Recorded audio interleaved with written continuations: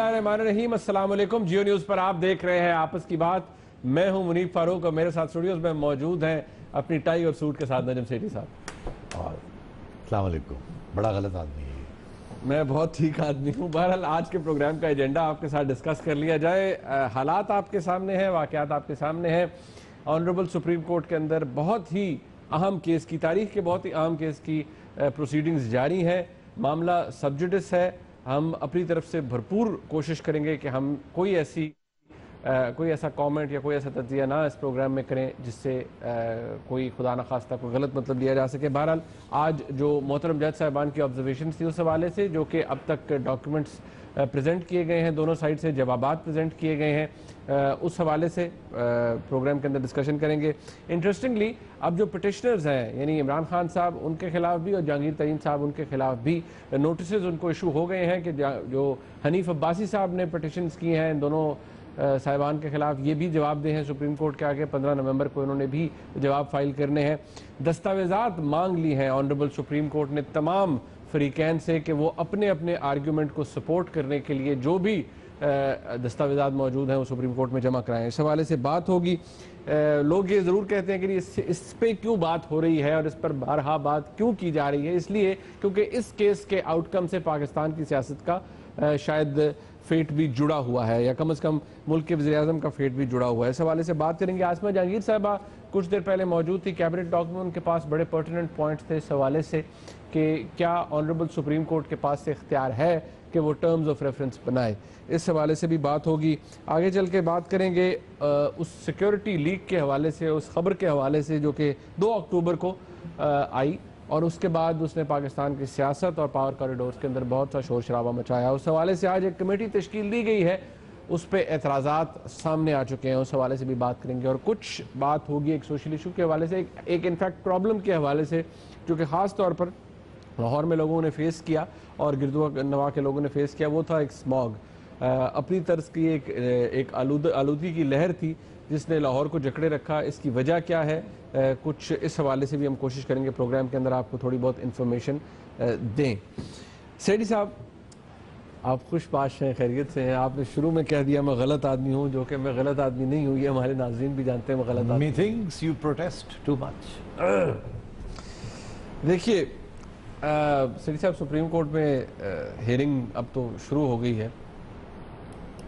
सादा सा सवाल यही है कि जो पिटिशनर्स हैं अब उनके खिलाफ भी पिटिशन्स आ गई हैं, इमरान खान साहब के खिलाफ भी आ गई, जहांगीर तरीन साहब को भी एक्यूज़ किया जा रहा है मुख्तलिफ मामलात के अंदर। आपको लगता है कि जिस तरह से आज मौजूद जज साहबान को थोड़ी वो उनके जो ऑब्जर्वेशन है उनसे लग रहा था कि शायद हुकूमत ने दस्तावेजात जानबूझ कर नहीं दिए, और आज के ऑर्डर के अगर मैं पढ़ूँ तो शायद ये भी आ रहा है कि शायद कमीशन बनने की या बनाए जाने की ज़रूरत ही ना पड़े। मुतमईन होंगी पाकिस्तान की सियासी पार्टीज़ अगर कमीशन के बने बगैर ही ऑनरेबल सुप्रीम कोर्ट को फैसला दे दे? नहीं, मेरा नहीं ख्याल। मगर बात यह है मुनीब, बहुत इससे पहले कबल बहुत से और सवाल है ना, आपकी इजाज़त से मैं थोड़ा उस पर तबसरा करना चाहूँगा। आपने शुरू में ये कहा कि मैटर सब्जुडिस है। हर अदालत का मैटर सब्जुडिस होता है। बिल्कुल। तो कोई नई बात आपने नहीं की, ना ही आपने मेरी ज़ुबान के ऊपर कोई पाबंदी लगाई है। मैं उसी फेयरनेस के साथ कमेंट करूँगा जब जैसे हम हर सुप्रीम कोर्ट या हाई कोर्ट या किसी अदालत की डिस्कशंस और प्रोग्रेस के ऊपर हम करते हैं। तो let's be very clear about that. दूसरी बात यह है कि आप शायद भूल गए या नहीं भूले या शरारत कर रहे हैं आपको याद होगा जब ये मेमोगेट की प्रोसीडिंग शुरू हुई थी तो मैं उसके सख्त खिलाफ था, और मैंने यहाँ उस वक्त ये कहा था कि it is a farce of a trial. वो दिन है और आज का दिन है, मेरा ख्याल है अब तो कुछ मुझे प्रूव करने की ज़रूरत नहीं है, वो तो तारीख ऐसा बन गया। और उस वक्त भी सुप्रीम कोर्ट ने खुद ही TORs बना दिए थे, खुद ही कमीशन बना दी थी, और अब भी वो खुद ही कमीशन बना रहे हैं और खुद ही TORs बना रहे हैं। तो मैं उस वक्त भी उसके खिलाफ था और मैं अब भी इसके खिलाफ हूँ। नहीं, आप इसके खिलाफ क्यों है? उस वक्त तो वो आपको लगता था कि मैं समझता हूँ कि आइन के मुताबिक ये पार्लियामेंट का काम है कि वो TORs बनाएं, और ये सुप्रीम कोर्ट का काम नहीं है। अलबत्ता सुप्रीम कोर्ट जो कानून पार्लियामेंट बनाती है उसके ऊपर उसके ऊपर गौर कर सकता है, फिक्र कर सकता है, और ये देख सकता है क्या आइन के मुताबिक है या नहीं। तो मगर अफसोस इस बात का कि मेमोगेट से पहले भी और उसके बाद भी सुप्रीम कोर्ट खुद अपनी TORs बनाता रहा और केसेस को जज करता रहा। इसलिए कि ये कोई नई बात नहीं है, मगर मेरा हर एक ऐसे एक सिचुएशन में मेरा एतराज़ जो है वो रिकॉर्ड कर लिया जाए। ओके, मतलब ये आपका ओपिनियन है कि ऐसा नहीं होना चाहिए? जाहिर है यार, ऑब्वियसली इट्स माय ओपिनियन। मैं तो तज्जियाकार हूँ ना, मैं कोई फैक्ट्स तो नहीं को डिस्टॉर्ट कर रहा। मैं तो कह रहा हूँ कि ये पहली दफ़ा नहीं है, ये पहले भी हुआ है और इसके ऊपर बहुत से और भी ओपिनियंस हैं लोगों के, सिर्फ मेरा ओपिनियन नहीं है। आसमा जहांगीर साहबा का भी मैं भी उस पर बिल्कुल, और पंजाब पाकिस्तान बार काउंसिल की मेजॉरिटी का यही ओपिनियन है और भी दीगर हजरात हैं जिनका ये ओपिनियन है। तो ये एक ओपिनियन है about constitution and law. Senate chairman का भी ये ओपिनियन है और मेरा ख्याल है इस पार्लियामेंट का भी शायद ये ओपिनियन है। मगर जैसे आज मैं सुन रहा था बैरिस्टर ज़फ़रुल्लाह साहब जो कि एक हमारे प्रोग्राम पे आए हुए थे, उन्होंने कहा कि उनकी और दीगर अफराद की एडवाइस प्राइम मिनिस्टर साहब को ये थी कि कानून के मुताबिक हमें इसको चैलेंज करना चाहिए, ये नहीं होनी चाहिए। मगर प्राइम मिनिस्टर साहब ने ये कहा कि नहीं, मैं आई विल सबमिट। कानून is not the most important thing, वो अपनी जगह है, सुप्रीम कोर्ट की बड़ी इज्जत करते हैं। मैं ऐसे ना लगे कि मैं कानून का सहारा लेके या कोई पार्लियामेंट का सहारा लेके निकलना चाहता हूँ, मतलब एहतसाब से बचना चाह रहा हूँ ये। इसलिए उन्होंने कहा ये सियासी मामला भी है, तो मैं उसकी भी इज्जत करता हूँ, एहतराम करता हूँ ऐसे एनालिसिस की। तो बात ये है, मगर मेरा जो मसला जो आ रहा है मुझे वो ये आ रहा है कि इमरान खान साहब ने पिटिशंस नवाज शरीफ साहब के ख़िलाफ़ की हैं। नवाज शरीफ साहब के दोस्तों ने, हनीफ अब्बासी साहब ने उनके इमरान खान साहब और उनके साथियों के ख़िलाफ़ कर दिए। तो अब जाहिर है कि सबको इकट्ठा लेके चलना पड़ेगा। ये हो नहीं सकता कि इंसाफ का तकाजा है कि वो जितनी भी पिटिशंस आई हैं उनके पास ये सारे मामलों की कम अज़ कम नवाज शरीफ और अगर उनके बेटों के ऊपर और बेटी के ऊपर है तो फिर इमरान खान और उनके जो क्लोज साथी हैं they are also in the same boat. तो फिर मांग लिए तो ये फिर सारी चीज़ें साथ साथ चलनी पड़ेंगी। तो ये एक तो ये इशू है। दूसरा ये कि मुझे थोड़ी सी कन्फ्यूजन हो रही है ऑनेस्टली, और मैं बड़ी सिंसेरिटी के साथ ये कह रहा हूँ, क्योंकि जज हजरात की मैं बड़ी इज्जत करता हूँ और इनमें से ऐसे जज भी हैं जिनको मैं जानता भी हूँ ज़ाती तौर पर, बहुत एहतराम करता हूँ। बहुत अफसोस मुझे इस बात का आ रहा है कि मैं कंफ्यूज हो रहा हूँ, और मुझे कंफ्यूज करना कोई आसान बात नहीं है, साफ बात बोलूँ। आप कंफ्यूज किस बात से? आप कंफ्यूज किस बात से? इस बात से हूँ कि पहले दिन ये कहा गया कि हम शर्लक होम्स नहीं हैं, हम इन्वेस्टिगेशन, जो ऑब्जर्वेशन में जज साहब ऑब्जर्वेशन के हम शर्लक होम्स नहीं हैं, हम इन्वेस्टिगेट नहीं करेंगे। अब ऐसे लगता है कि इन्वेस्टिगेशन भी होगी। पहले ये कहा गया कि अभी क्लियर नहीं है कि ये इंक्विजिशन होगी या एडवर्सेरियल जस्टिस होगी। एक हमारा सिस्टम है, एक हमारा सिस्टम नहीं है। आज ऐसे लग रहा है कि शायद हमारा सिस्टम जो है वो नहीं होगा और दूसरा कोई नया सिस्टम के ज़रिए इसकी इन्वेस्टिगेशन की जाएगी। हमारा तो ये ख्याल था कि हमारे मुल्क के अंदर जो कानून है, जो बरतानिया में भी है और दुनिया में सब जगह पे ऐसे ही कानून है, एक्सेप्ट परहैप्स स्विट्जरलैंड और एक आध ऐसा मुल्क, वो यही है कि अगर किसी के ऊपर इल्ज़ाम लगता है तो जो इल्ज़ाम लगाने वाला है उसको सबूत देना पड़ता है। और आज ऐसे लग रहा है कि जिसके ऊपर इल्ज़ाम लग रहा है उसको सबूत देना पड़ रहा है कि इल्ज़ाम गलत है। मुझे इन चीज़ों की समझ नहीं आ रही कि ये किस तरफ, ये कौन सा रुख इख्तियार करेगा और कौन से कानून का सहारा लिया जाएगा और कौन सी लीगल प्रैक्टिस का सहारा लिया जाएगा। अगर ये क्लियर हो जाए तो एटलीस्ट हम फिर कमेंट कर सकें। इस वक्त मुझे ऐसे लगता है कि क्लियर नहीं है। और फिर साथ साथ मुझे ये भी कहा जा रहा है कि हम देखेंगे कि कमीशन की ज़रूरत होती भी है कि नहीं। आज के ऑर्डर में अभी जो आपने बात की कि मौजूद जज साहिबान ने फरमाया था और इस तरह का ऑब्जर्वेशन आई थी कि हमको शेरलॉक होम्स नहीं है, लेकिन आज भी आप देखें ऑनरेबल जजेस की तरफ से ये कहा गया है कि हम जितना इल्ज़ाम है हम उस हद तक रहेंगे, और साथ उन्होंने ये भी कहा बहुत गहराई में नहीं जाएंगे और ना ही पैनामा का दौरा करेंगे। तो पैनामा का दौरा भी नहीं करना, तो शेरलॉक बहुत गहराई में भी नहीं जाना, बहुत गहराइयों में भी नहीं जाना। और एक तरफ एक elected prime minister with overwhelming majority in parliament और दूसरी तरफ एक ऑपोजिशन लीडर और उसके साथी। प्राइम मिनिस्टर ने छोटी बात नहीं है ये। तुम और मैं का, तुम्हारी और मेरी ट्रायल तो नहीं हो रही कि आए और देखे और चलो जी फारग किया, समरी जस्टिस, ये कोई मार्शल लॉ नहीं है। लेकिन आज उन्होंने ये कहा है, आज उन्होंने ये कहा है कि हम कोई बादशाह नहीं है कि हम किसी के खिलाफ भी फैसला दे दें। ये भी आज जज साहबान ने, और ये भी कहा है कि अगर हमने दे दिया तो फारग हो जाएंगे। मतलब उन्होंने कहा प्राइम मिनिस्टर खुद अनाउंस कर चुके हैं। मुनीब तो फिर कोई पहली बात और दूसरी बात जो है उसमें मैं समझता हूँ neither here nor there. Frankly मुझे जिस बात का जो खदशा है, और मैं again with the greatest of respect to their lordships, because मेरे से ज़्यादा कोई रिस्पेक्ट नहीं करता अदारों की, as long as they remain within the constitutional limits. और ये अब एस्टैब्लिश हिस्ट्री है हमारी कि हमारे इदारे की एक हैबिट है, सुप्रीम कोर्ट की बात नहीं कर रहा, प्राइम मिनिस्टर की हैबिट है, प्रेसिडेंट की हैबिट है, मिलिट्री एस्टैब्लिशमेंट की हैबिट है, सुप्रीम कोर्ट की हैबिट है, अदालतों की हैबिट्स हैं, मीडिया की हैबिट है, आपकी हैबिट है, मेरी हैबिट है, हम हर वक्त मौका मिले तो अपने दायरे से निकल के बाहर निकल जाते हैं। तो ये I apply this to all of us, to every stakeholder in Pakistan, every institution, whether person और कंपनी और इदारा। तो मैं ये चाहता हूं कि इस किस्म की जब चीज़ होती है तो कंट्रोवर्सी नहीं होनी चाहिए। ये बहुत अहम मामले हैं, इसमें किसी किस्म की भी अगर कंट्रोवर्सी बाहर में आ गई ना तो उससे सुप्रीम कोर्ट को फ़ायदा नहीं होगा। पाकिस्तान का क्या होता है वो तो बड़ा कुछ हुआ है पाकिस्तान के साथ में नहीं, और फिर भी हम अल्लाह के शुक्र से वी आर स्टिल सर्वाइविंग। क्या नहीं हुआ इस गरीब मुल्क के साथ, क्या नहीं हमने किया। मैं ये चाहूँगा कि हमारे जो इदारे हैं, specially apex courts, they should remain above the political frame. कानून को कानून की बालादस्ती करनी चाहिए, कानून के जरिए, सियासत के अंदर नहीं दखल देना चाहिए। बट अच्छा सेठ साहब, मैं अभी कुछ देर बाद जो आसमा जहांगीर साहबा ने कहा मैं उस पर भी आता हूँ, लेकिन ये बात हमें जहन में रखनी चाहिए कि नैब का कॉन्डक्ट जो है, FIA, FBR, इनके कॉन्डक्ट से जो पिटिशनर्स हैं वो राजी नहीं, ये बात सुप्रीम कोर्ट ने रिकॉर्ड पे कही। अब अगर सुप्रीम कोर्ट खुद भी कोई अगर मटेरियल नहीं मांगेंगे तो फिर ये इन्वेस्टिगेशन आगे कैसे चलेगी? मामला तो आगे नहीं चल सकेगा। मुझे नहीं पता, मामला तो फिर इस तरह तो नहीं आगे चल सकता। आप तो मेरी कंफ्यूजन में और इजाफा कर रहे हैं, तो मेरा ख्याल है रहने नहीं, अब रुक जाएं यहाँ। चले उम्मीद हमारी ये है कि आगे हमारी कंफ्यूजन दूर हो जाएगी। लेट्स होप, क्योंकि अगली प्रोसीडिंग्स के अंदर क्योंकि डॉक्यूमेंट्स भी सारी पार्टी सबमिट करवाएंगी, क्योंकि अभी ये क्लैरिटी नहीं है, क्योंकि आज का ऑर्डर जो ऑनरेबल सुप्रीम कोर्ट की तरफ से आया उसमें दस्तावेजात का कहा गया, लेकिन ये भी कहा गया कि शायद कमीशन की जरूरत ही ना पड़े। ये डिपेंड करता है मोअज़्ज़ज़ जज साहबान क्या। भाई माजरत के साथ अगर आप इजाजत दें, मैं कुछ इसमें इजाफा कर। जी जरूर। आज के ऑर्डर में अगेन मुझे कंफ्यूजन नजर आई है। आजकल मुझे कंफ्यूजन बहुत नजर आ रही है। अब मेरी गलती नहीं है, मैं मासूम हूँ। अब मुझे आजकल बहुत सी कंफ्यूजन हर जगह पे नजर आ रही है।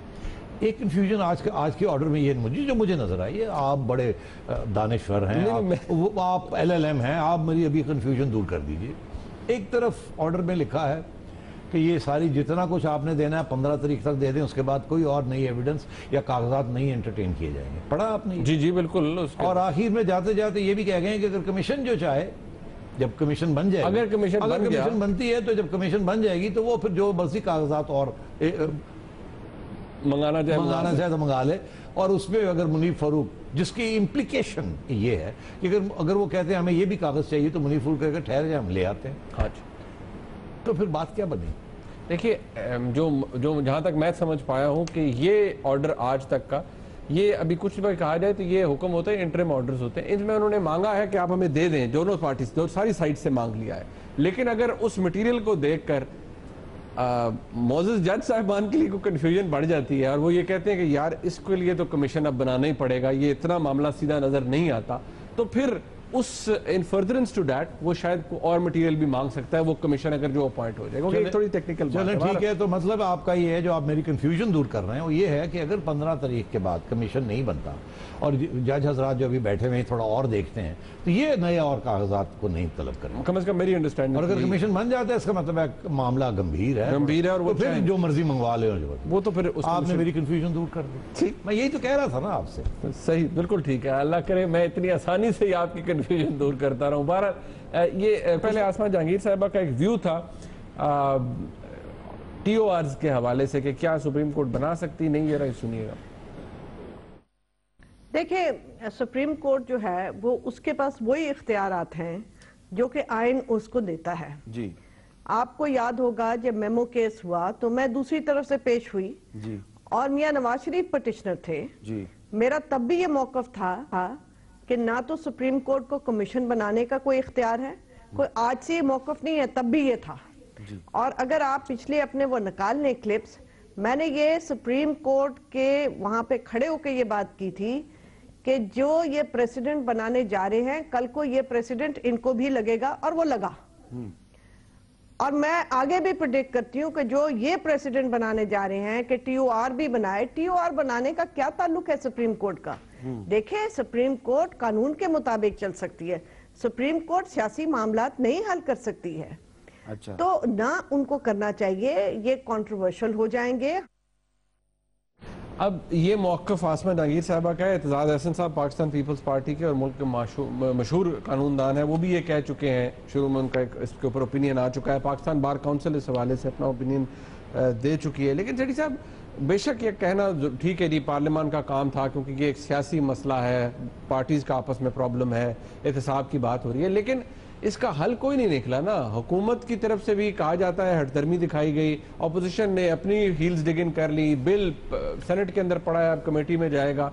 तो जब कोई हल नहीं निकलेगा और मामला सुप्रीम कोर्ट के सामने इनवेरिएबली चला जाएगा तो कुछ ना कुछ तो फिर हल निकलेगा, वो कुछ ना कुछ तो बनाना पड़ेगा। अच्छा चलो ठीक है, काश के ये पार्लियामेंट के अंदर ही फैसले होते, मगर नहीं। अगर आप कहते हैं ऐसे नहीं है, सड़कों पे तो होने नहीं चाहिए, पार्लियामेंट में होने चाहिए, और पार्लियामेंट में नहीं तो सुप्रीम कोर्ट में।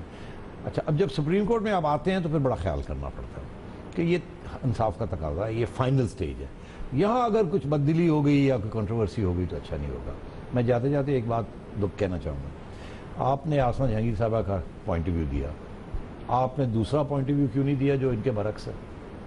क्योंकि आसमा जहांगीर साहबा का एक point of view, Hamid Khan साहब का दूसरा पॉइंट ऑफ व्यू। हाँ, हामिद खान साहब वो कहते हैं नहीं, सुप्रीम कोर्ट जो चाहे करे। हाँ, उनके पास वो लामहदूद इख्तियारात हैं। खुद तस्लीम करती है कि ये पहली दफा नहीं है कि अदालत उस्मा जो है वो इस तरीके से फैसले कर रही है और कानून बना रही है जैसे जा रही है। तो मेरा ये ख्याल था कि दोनों पॉइंट ऑफ व्यू आ जाते, मगर चलो अब हमने दे दिया दो पॉइंट्स ऑफ व्यू है, इसमें एक नहीं है। बिल्कुल। और दिलचस्प बात कि मेमो गेट के अंदर मियां नवाज शरीफ साहब पिटिशनर थे और उस वक्त उनका मौक़िफ़ यही था जो आज इमरान खान का मौक़िफ़ है उनके खिलाफ। ये है हिस्ट्री का तकाजा, ये है दी रिवेंज ऑफ हिस्ट्री। क्या कहते हैं अंग्रेजी में तो मुझे पता है, उर्दू आम तो आप ही हैं कि what you sow shall you reap, या जो बोएंगे वही काटेंगे। तो ये उसी किस्म का सिलसिला हो रहा है। वो भी ठीक नहीं था, ये भी ठीक नहीं है मेरे मुताबिक। ये मकाफाते अमल भी है, अगर वो ठीक था तो फिर ये भी ठीक है। वो मकाफाते अमल है ना, मकाफाते अमल है। अच्छा नहीं, आपको एक और बात भी बनती है, वो बड़ी इंटरेस्टिंग बात है, वो ये कि मैं तो जाहिर है मेमो गेट का इसलिए क्योंकि मैं काफ़ी उसमें दिलचस्पी रखता था और हमने काफ़ी उसके ऊपर प्रोग्राम किए थे। और अगर आप वहाँ के क्लिप्स दिखाना चाहें जो मैंने प्रिडिक्ट किया था कि इसके साथ क्या हशर होगा इस ट्रायल का, वही हुआ, बिल्कुल वही हुआ। आज कौन याद करता है? अभी ये मामला चल रहा है सेठी साहब, हम दिखा देंगे। हाँ, तो मैं ये कहना चाह रहा था कि with the greatest of respect, history मैंने लिखनी है। मैंने से मुराद ये हम लोग हिस्टोरियंस लिखेंगे, मीडिया लिखेगा हिस्ट्री। सुप्रीम कोर्ट के जजेस हिस्ट्री नहीं लिखेंगे, जजमेंट जरूर देंगे, उसके ऊपर जो एनालिसिस होगा, उसका क्रिटिसिज्म होगा, क्रिटिकल अप्रिसिएशन होगा, वो हिस्टोरियंस की मीडिया लिखेगा, परसेप्शंस क्रिएट होंगे। Memo gate was a farce, और मैं समझता हूँ उसमें जुडिशरी ने कोई अपने आप की ऊपर कोई लॉरल्स नहीं लिए। जिस तरीके से मेमो गेट ट्रायल कंडक्ट की गई, जिस तरीके से जज अपॉइंट हुए, जिस तरीके से उन्होंने ट्रायल कंडक्ट की, ऐसे मत अपॉइंटमेंट कीजिएगा जिसके ऊपर पहले दिन से कंट्रोवर्सी हो जाएगी। ये मेरी रिक्वेस्ट है। अदरवाइज ये सारा जो मामला चलने जा रहा है वहाँ, शुरू में ही इसके ऊपर कंट्रोवर्सी हो जाएगी। चलें, ये अब ऑनरेबल सुप्रीम कोर्ट के ऊपर हम छोड़ देते हैं। जाहिर बात है जज साहबान ने वक्त के साथ बहुत कुछ बदल गया है पाकिस्तान। इज्जत और उसके लिए कह रहा हूँ। हाँ, मैं तो they are uppermost in my mind. ठीक, ब्रेक का वक्त है यहाँ पर। जब ब्रेक से वापस आएंगे, एक आज और डेवलपमेंट जो कि हुई, हुकूमत को एक साइड नहीं है जो कि प्रॉब्लम क्रिएट कर रही है। पैनामा का इशू तो मौजूद था, एक सिक्योरिटी लीक्स थी, जिसके बाद हमने देखा कि हुकूमत ने परवेज़ रशीद साहब को उनके वजारत से फारग किया। लेकिन आज सवाल उठ रहे हैं, जहाँ परवेज़ रशीद साहब की इज्जत बढ़ रही है, उन्हें स्टैंडिंग ओवेशन मिल रहा है सेनेट के अंदर, हर जगह उनकी जय जयकार हो रही है, तो वहीं हुकूमत के लिए भी कुछ सवालात हैं। ख़ास तौर पर आज जो डेवलपमेंट हुई है उसके बाद एक ब्रेक के बाद हमारे बात करेंगे इस पर। साथ रहिए।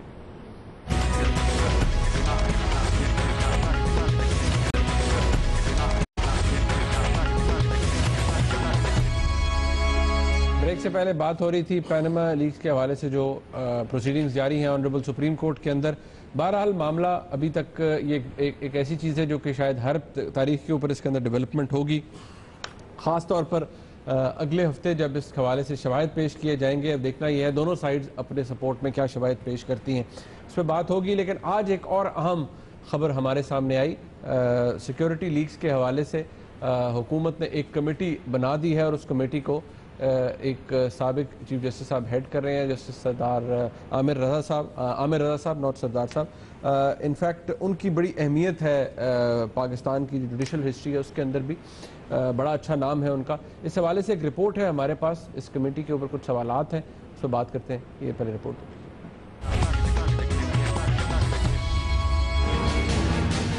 7 अक्टूबर को अंग्रेजी रोजनामे में छपने वाली खबर का मामला 1 माह से भी ज्यादा का अरसा गुजरने के बावजूद अभी तक हल तलब ही है। वज़ीर दाखिला जनाब चौधरी निसार अली खान की जानिब से किए गए ऐलान के मुताबिक अब इस मुतनाज़ा खबर की जांच पड़ताल के लिए एक कमेटी तो तश्कील दे दी गई है, मगर क्या इस कमेटी की तश्कील से मामला मुकम्मल तौर पर हल हो जाएगा? क्योंकि अब न्यूज लीक्स का मामला महज एक खबर का मामला नहीं लग रहा, बल्कि इस मामले ने सियासी रंग भी इख्तियार कर लिया है। यही वजह है कि पैनमा लीक्स पर मुस्लिम लीग नून की हुकूमत को टफ टाइम देने वाली ऑपोजिशन जमातें न्यूज लीक्स के मामले पर भी सख्त मौक़िफ़ अपनाए हुए हैं। पाकिस्तान तहरीक इंसाफ और अवामी तहरीक ने एक रिटायर्ड जज की सरबराही में कमीशन की तश्कील के हुकूमती फैसले पर तनकीद की है।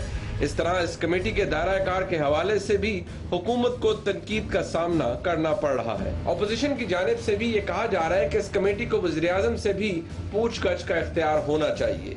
इस सारी सूरत हाल में बुनियादी सवाल यही पैदा होता है कि इस कमेटी की जांच पड़ताल से तमाम फरीकैन मुतमईन हो जाएंगे? क्या कुर्बानी का सिलसिला सिर्फ परवेज रशीद साहब तक ही महदूद रहेगा? और सबसे बढ़कर ये कि इस कमेटी का फैसला सिविल और मिलिट्री ताल्लुकात पर क्या असर मुरतब करेगा? ये जो न्यूज़ लीक के हवाले से ये सारा मामला है और जब कमेटी बनी है इस हवाले से रिपोर्ट आपने देखी, क्योंकि इसके ताने बाने जुड़े हुए हैं, इसका बड़ा गहरा इम्पैक्ट है पाकिस्तान की सिविल मिलिट्री रिलेशंस के ऊपर। सेठी साहब, सबसे पहले बात,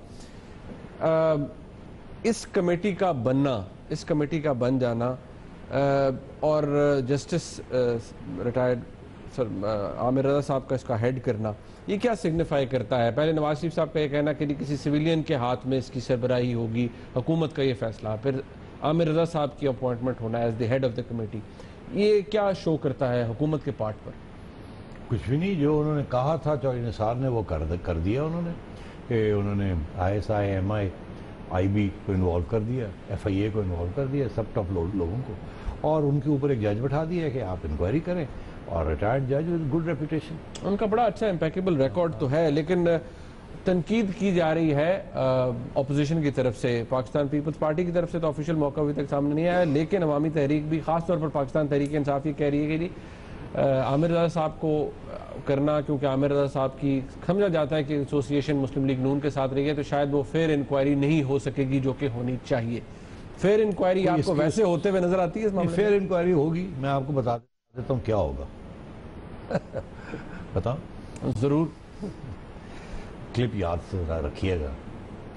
देखिए, एक तरफ ये कहा जा रहा है कि स्टोरी झूठी थी, सरासर झूठ था। अगर झूठ था तो नेशनल सिक्योरिटी कैसे लीक होगी? सच अगर बाहर आ जाता जो कि आपको डैमेज करता है, तो फिर तो आप कह सकते हैं कि जी ये सच को हमने छुपाया हुआ था और इसका बाहर आने के साथ हमें नुकसान हो गया। मगर अगर एक सरस, आप खुद कहते हैं कि एक चीज़ झूठ है, तो अगर झूठ बाहर आ जाते हैं और आप कह देते हैं ये झूठ है और बाकी बात खत्म होनी चाहिए ना वहाँ, तो ये मुझे एक बात, इसकी एक कॉन्ट्रडिक्शन नज़र आ रहा है। दूसरी बात ये कि परवेज रशीद साहब के ऊपर इल्ज़ाम ये लगाया कि उन्होंने सेंसर नहीं किया। जब उनको पता चला कि ऐसी स्टोरी जा रही है तो उन्होंने डंडा लेके उसका सर नहीं फाड़ा, मतलब परवेज साहब को पकड़ के जेल में नहीं डाला। परवेज साहब से तो ये कमेटी बाय द वे पूछेगी भी कुछ नहीं। अच्छा, ये भी अब चौधरी साहब ने कहा कि परवेज साहब को क्या पूछना है। हाँ। हमने तो उनको वैसे फारग कर दिया क्योंकि उन्होंने अपनी पूरा जो उनका मिनिस्ट्री थी पूरा सेंसरशिप नहीं की, और जैसे मैंने कहा वो सिरल को पकड़ के गले से नहीं घोप दिया, ये इसलिए हमने उनको कर दिया। मतलब it will not be against Parvez Rashid साहब, को कहा जाता है कि इनके अगेंस्ट प्रोब नहीं हो रही। हाँ, मगर मैं समझता हूँ कि परवेज रशीद साहब से भी बातचीत होगी नेचुरली। वो तो वो चौधरी साहब जो मर्जी कह लें, मगर वो बातचीत होगी, और बातचीत जो है ना, वहाँ दूध का दूध और पानी का पानी हो जाएगा। बिकॉज एजेंसियाँ बिल्कुल फेयर काम करेंगी। अगर उन्होंने मॉनिटर कर रहे थे परवेज रशीद साहब के टेलीफोन, तो उन्हें पता है कि किसके साथ बात हुई और किसके साथ नहीं हुई, किस वक्त पे बात हुई।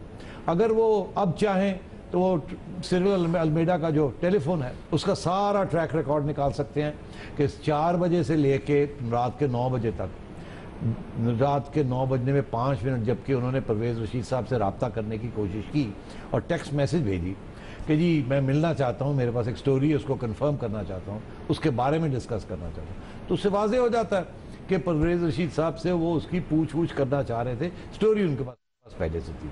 तो वो चाहेंगे तो वो देख लेंगे कि जी सिरिल अल्मेडा के टेलीफोन नंबर के ऊपर कहाँ से कॉलें आई, वो तो फ़ोन करेंगे 1 सेकंड में, वो सारा रिकॉर्ड आ जाएगा, टावर से क्या हुआ और क्या नहीं हुआ, मतलब कोई भी किसी वहाँ से पता लग जाएगा किसके साथ सिरिल अल्मेडा का रब्ता हुआ। फिर उसके बाद थोड़ा सा और होमवर्क कर लेंगे। ये होमवर्क क्या करेंगे, ये होमवर्क ये करेंगे कि वो सीसी कैमरास लगे हुए हैं, अब वो देखेंगे कि मुनीफ फ़रूक का फ़ोन आया नजम सेठी को, नजम सेठी के साथ बात हुई, उसके बाद नजम सेठी उठता है और मुनीफ फ़रूक पे घर चला जाता है तो वो कहीं ना कहीं तो कैमरा पकड़ लेगा ना कि वो गाड़ी आ रही है और जा रही है और इस किस्म की बात। तो सर्कमस्टांशियल एविडेंस जो है कि सर्कमस्टांसेस ऐसे शो करते हैं कि 3 फ़ोन कॉल्स आए, इन तीनों के साथ सिरिल अल्मेडा के इस किस्म के तल्लकात हैं, वो हिस्टोरिकल रिकॉर्ड निकल आएगा। फिर ये भी कि उनको किसको मिला, क्योंकि ये स्टोरी टेलीफोनों के ऊपर नहीं दी जाती है, ऐसी स्टोरीज जो हैं वो इन कॉन्फिडेंस दी जाए, तो पता चल जाएगा कि सिरिल अल्मेडा उठ के मुनीफ फ़रूक के घर गया, नजम सेठी के घर गया, फलाने इदारे के दफ्तर में गया, फलाने के घर गया या नहीं गया, मिनिस्टर्स कॉलोनी गया, कहाँ, वो सब पता आ जाए, छुपने वाली बात नहीं। सिरिल अल्मेडा को कहने की कुछ जरूरत नहीं, अभी तो वो बाहर हैं, तो ये एक पूरी कहानी पहले से तैयार हो जाएगी। नहीं, अगर सिरिल मुल्क से बाहर हैं, परवेज साहब से पूछगछ ही करेंगे ना जी, अच्छा आप बता दें, उनका मौकफ पहले भी सामने आया और जो फिर भी वो पूछेंगे, चले बता देंगे आप कहाँ थे, कैसे सिरिल आया, क्या हुआ, क्या, लेकिन हुकूमत अपना मौकफ ये दे चुकी है जोहल निसार साहब के लिए, वो खबर नहीं रुकवा सके, इसलिए उनको ओहदे से अलहदा किया गया। ठीक है, आगे मामला कहाँ जाएगा? अब देखिए वो खुद कहते हैं, जोहल निसार कह रहे हैं कि सिरिल अल्मेडा से भी पूछ की जाएगी, ऐसे ही है जो प्रेस नोट आया। तो सिरिल अल्मेडा आ जाएंगे, मेरा ख्याल है 20 तारीख तक वापस आ जाएंगे, अमेरिकन इलेक्शन कवर करके, पोस्ट इलेक्शन रिजल्ट्स करके वो वापस आ जाएंगे, आना चाहिए, और वो आके उनसे पूछा जाएगा कि हमारे पास ये एविडेंस है, आपको फलाने ने फ़ोन किया इतने बजे, ये उसका इतने मिनट की आपकी बात हुई, ये पूरा ट्रांसक्रिप्ट हो या ना हो, क्योंकि अगर व्हाट्सएप के ऊपर हो रहा था तो ट्रांसक्रिप्ट तो नहीं मिलेगी, अलबत्ता ये ज़रूर मिलेगा कि इतने बजे कॉल गई, इतने बजे रिसीव हुई और इतने बजे, तो वो सारा दिखा देंगे, कहेंगे जी अब तो हमें पता चल ही गया कि आपने मुनीफ फ़रूक से खबर ली है।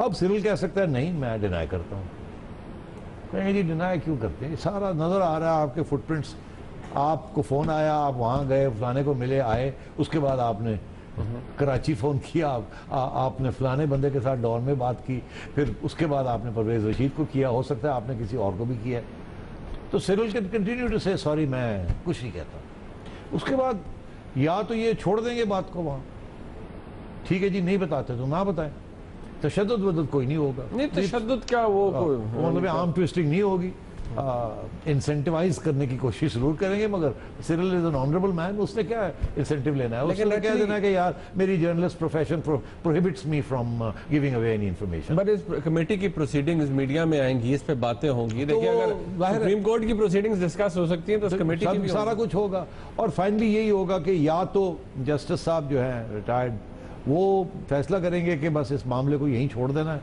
हमारी फाइंडिंग्स ये शो करती हैं।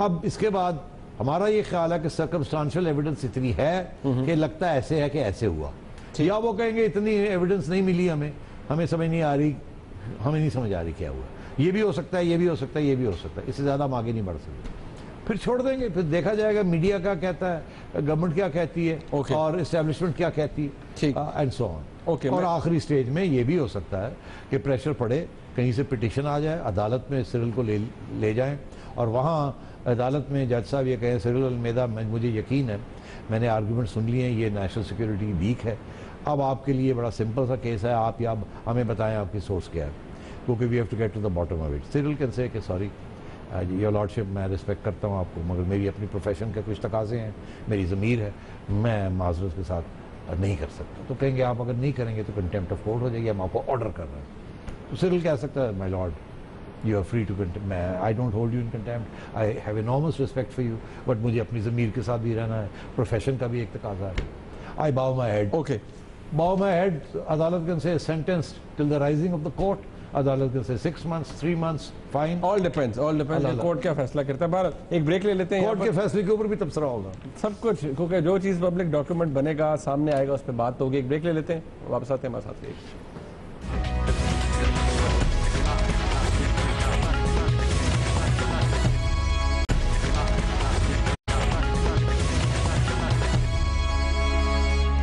सियासत के ऊपर बात हो गई, जो न्यूज़ लीक थी उसके ऊपर बात हो गई, लेकिन कुछ बात एक ऐसे इशू, एक ऐसे मसले के हवाले से भी होनी चाहिए जो कुछ देर पहले, कुछ अर्सा पहले, इनफैक्ट कुछ दिनों पहले पंजाब में रहने वाले लोगों को उसका सामना था। वो एक आलूदगी की एक ऐसी लहर थी जिससे बहुत से लोगों को परेशानी हुई। ये फिगर आउट नहीं किया जा सका कि वो एक्चुअली है क्या था। सिटी साहब, स्मॉग के बारे में कम से कम मेरे नॉलेज में तो पहली दफ़ा आया, और जिस तरह से देखा गया इससे बड़ी लोगों को डिस्टर्बेंस भी हुई। बहुत से लोगों ने इसके हवाले से मुख्तलिफ कॉन्स्पिरेसी थेरीज क्रिएट की थी कि शायद कोई गैस छोड़ दिया है भारत ने, क्या हो गया, एक्चुअली हुआ क्या था और ये था क्या स्मॉग? देखिए, मुख्तसरन 4 मिनट के अंदर ये हुआ था। आम तौर पे इसके बहुत से वजूहात हैं, मगर स्मॉग इज़ पोल्यूशन। पोल्यूशन के बहुत से फैक्टर्स होते हैं, क्या चीज़ पोल्यूट करती है एनवायरनमेंट को। Carbon monoxide, sulphuric acid, fume, carbon, इस किस्म की चीज़ें, बहुत सी चीज़ें, मैं भी आज एक्सप्लेन। वो अगर हवा ना हो ना तो वो ट्रैप हो जाते हैं, ऊपर नहीं जाते, उसे ग्रीन हाउस इफेक्ट कहते हैं। जब वो ट्रैप हो जाते हैं तो वो शहर के ऊपर या उस इलाके के ऊपर हावी हो जाते हैं। अगर समुद्र के करीब कोई शहर हो तो रात के वक्त एक तरफ से हवा आती है, ब्रीज आती है, दिन के वक्त दूसरी तरफ से आती है, तो शहर जो शहर जो है समुद्र के करीब होते हैं वहाँ स्मॉग नहीं होती। वो होती है मगर वो चली जाती है, हवा ले जाती है उसको। अनफॉर्चुनेटली लाहौर जैसा शहर, या वो शहर जो कि पहाड़ों के दरमियान हो, कि वो कवर्ड हो, उसमें से हवा का आना जाना जो है वो रिस्ट्रिक्टेड हो, तो उसमें वहाँ ये स्मॉग का पॉसिबिलिटी होती है। मगर पॉसिबिलिटी उस सूरत में भी होती है ना कि अगर पोल्यूशन हो रही हो। पोल्यूशन क्या होती है? पोल्यूशन ये होती है वो गैसेस जो कि एनवायरनमेंट में नहीं एस्केप करती और उनको डिस्पर्स करना पड़ता है, क्योंकि हैवी गैसेस होती हैं तो वो रहती हैं, हल्की गैसेस चली जाती हैं ऊपर। जहाँ दरख्त ज़्यादा होते हैं वो अब्जॉर्ब कर लेते हैं, ग्रीनरी अब्जॉर्ब कर लेती है। जहाँ दरख्त कम होते हैं वहाँ ज़्यादा पॉसिबिलिटी होती है कि ग्रीन हाउस इफेक्ट हो जाए। यहाँ छोटी छोटी चीज़ें हैं। यह पहली दफ़ा तो नहीं है, आमतौर पे दिसंबर जनवरी में स्मॉग होता है यहाँ, पता ना आपको। इस दफ़ा नवंबर में हो गया। अब क्यों नवंबर में हुआ? एक तो उस तरह वो तो एक बड़ी डेंस फॉग होती है, वो भी स्मॉग ही होता है। वो fog is a sort of smog. Okay, अच्छा, स्मॉग का मतलब ये पोल्यूटेंट्स जो एटमॉस्फेयर में है। अच्छा, अब बात ये है कि इसकी कहते हैं कि 3-4 वजूहात है। एक तो ये कि लाहौर शहर के अंदर कार्बन मोनोऑक्साइड जो कि गाड़ियों के एग्जॉस्ट से निकलती है जो हवा, उसको कार्बन मोनोऑक्साइड कहते हैं। पेट्रोल को जब बर्न करते हैं तो कार्बन मोनोऑक्साइड निकलती है। इसीलिए कहते हैं अगर आपने सुसाइड कमिट करनी हो तो गैस कार्बन गाड़ी के जो एग्जॉस्ट है उसके आगे आप बैठ जाएं और अपना करीब हो जाएं, और वो जो गैस आ रही है वो आप उसको इनहेल कर लें और आप फारग हो जाएंगे। ये मर्डर मिस्ट्रीज में होता है। गैराज के अंदर किसी को नॉकआउट करके फेंक दिया, तो गैराज बंद कर दिया, गाड़ी चला दी, कार्बन मोनोऑक्साइड के फ्यूम्स के साथ बंदा एस्फिक्सिएट हो गया। ये आप वैसे लोगों को मतलब ये वो अगाथा क्रिस्टी के ज़माने की ये चीज़ें हैं, ऐसी चीज़ें होती हैं। तो कार्बन मोनोऑक्साइड आप देखिए लाहौर में अगर थोड़ी सी स्टैटिस्टिकल एनालिसिस करें, कितनी गाड़ियां बढ़ गई हैं।